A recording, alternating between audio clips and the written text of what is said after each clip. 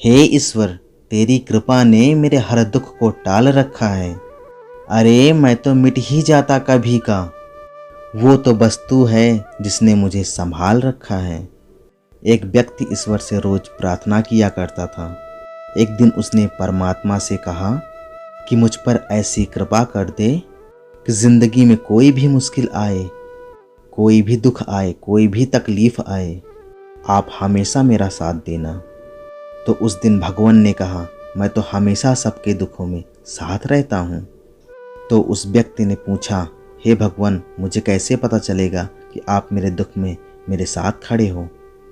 तो उस दिन ईश्वर ने कहा, अब तू जहाँ चलेगा तेरे कदमों के साथ 2 कदमों के निशान और भी बनेंगे, और वो दोनों कदम मेरे होंगे। वह व्यक्ति बहुत खुश हो गया कि दुख के हर घड़ी में अब परमात्मा मुझे संभाल लेंगे। लेकिन थोड़े दिनों के बाद उसने गौर किया, जब सब कुछ ठीक होता है, जिंदगी में सुखों की घड़ियां होती हैं, तो 4 पैरों के निशान बनते हैं।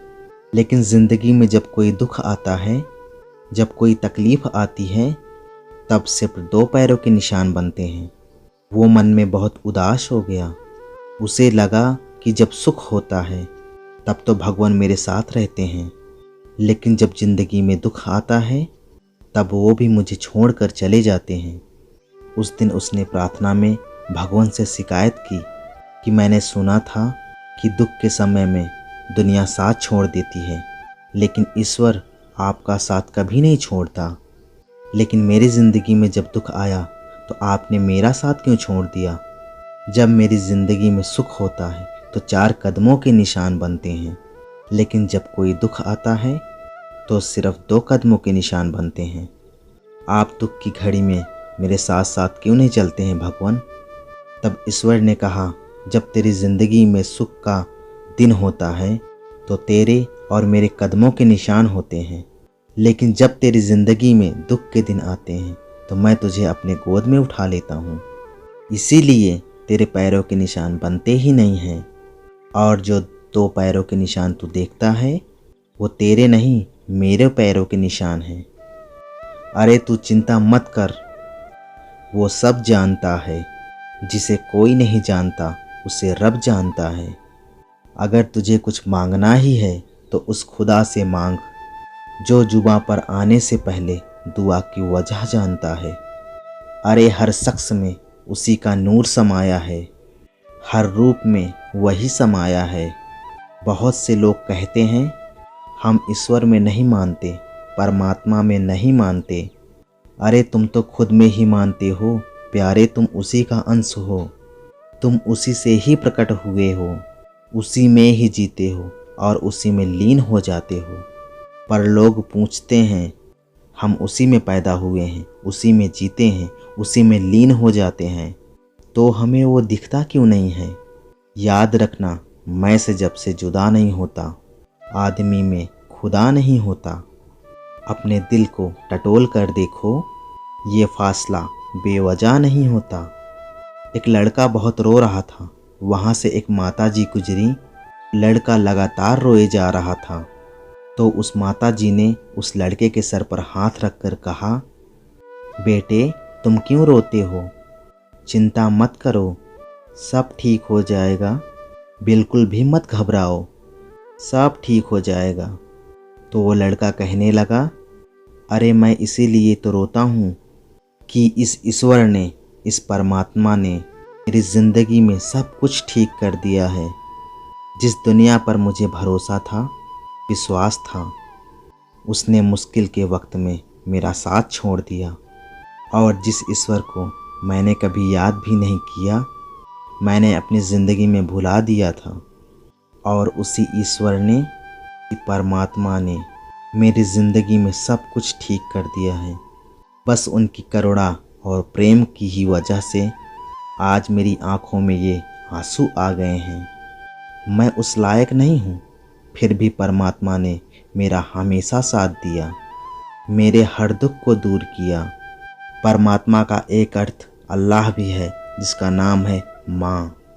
जैसे एक छोटा बच्चा जब रोता है तो उसके हर दुख को एक माँ समझ लेती है कि अब इसे क्या चाहिए, वैसे ही परमात्मा भी हमारे दिल के पुकार को सुनकर सब समझ जाते हैं कि अब हमें क्या चाहिए। लेकिन कई बार ईश्वर हमें वो नहीं देते जो हम मांगते हैं, लेकिन वो देते हैं जिसमें हमारी भलाई छुपी होती है। जैसे एक छोटा बच्चा जिद करता है चाकू से खेलने के लिए, पर उसकी माँ वो चाकू उसे नहीं देती। वो बच्चा रोता है, चिल्लाता है, पर उसकी माँ वो चाकू उसे फिर भी नहीं देती, क्योंकि उसकी माँ जानती है कि इससे मेरे बच्चे को नुकसान पहुँच सकता है। उसी तरह जिस चीज़ के लिए हम रोते रहते हैं, लेकिन परमात्मा हमें वो नहीं देता, क्योंकि वो जानते हैं जो हम मांगने की जिद कर रहे हैं वो हमारे लिए सही नहीं है। कई लोग ईश्वर से प्रार्थना में बहुत कुछ मांगते हैं, लेकिन जब वो उन्हें नहीं मिलता तो वो कहते हैं कोई ईश्वर नहीं है। आपकी मांगों को पूरा होने से या ना पूरा होने से यह सिद्ध नहीं हो जाता कि परमात्मा है या नहीं। आप सांस ले रहे हैं, आप जी रहे हैं, आपको ये खूबसूरत ज़िंदगी मिली है, इसी से ही प्रमाणित हो जाता है कि वो ईश्वर हमेशा आपके साथ है। अरे हम में तो इतनी भी ताकत नहीं कि अपनी सांस भी खुद ले सकें। वो तो ईश्वर ने ऐसी व्यवस्था कर दी है कि हमारी सांसें अपने आप चलती हैं। एक सांस लेने का छोटा सा काम अगर हमारे ऊपर आ जाए तो हमारी ज़िंदगी खतरे में पड़ जाए, हम एक दिन भी जिंदा नहीं रह सकेंगे। ये तो कृपा है उस परमपिता परमात्मा की कि उसने हमारी ज़िंदगी के लिए सारी व्यवस्थाएं कर दी हैं। और मैंने हमेशा एक चीज़ देखी है, जो लोग ईश्वर में विश्वास रखते हैं वो स्वयं में भी विश्वास रखते हैं। जिसे ईश्वर में, परमात्मा में विश्वास होता है, वो बड़े से बड़े संकट के समय में भी, दुख के समय में भी घबराता नहीं है। बड़े से बड़ा दुख भी उसके हौसले को नहीं तोड़ पाता, उसके विश्वास को नहीं तोड़ पाता। इसीलिए जब दुनिया आपका साथ छोड़ देती है तो एक बार सच्चे दिल से उस परमात्मा को पुकारना, यकीन मानना वो तुम्हारा हाथ थामने के लिए ज़रूर आएंगे।